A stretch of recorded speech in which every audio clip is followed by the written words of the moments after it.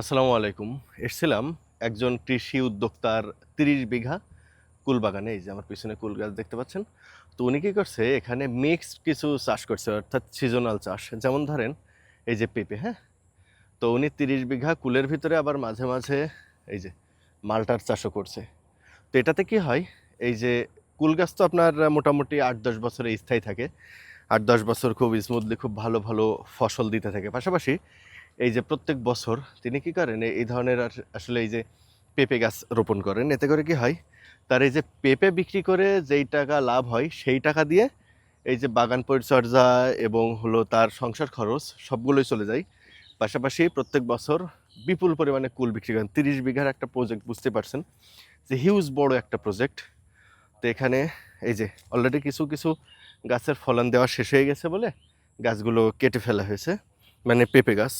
আর এই যে কুল গাছে আমি সিজনে আবারও এসে আপনাদেরকে দেখাবো।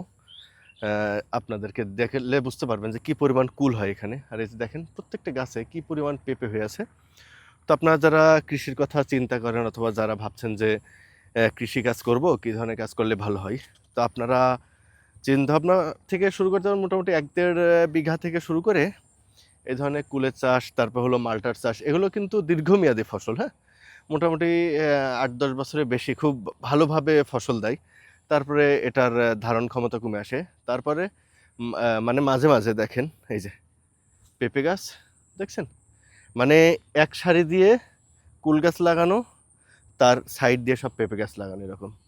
তো আপনারা যারা কৃষি উদ্যোক্তা আছেন, এই ধরনের মানে একই সাথে ২ টা অথবা ৩ টা চাষ করতে পারেন। মানে একটা মূল চাষের পাশাপাশি আর একটা হলো আপনার যেই সিজনাল সবজি চাষ বলেন অথবা অন্যান্য চাষ। এতে করে আপনারা ভালো একটা বেনিফিট পাবেন।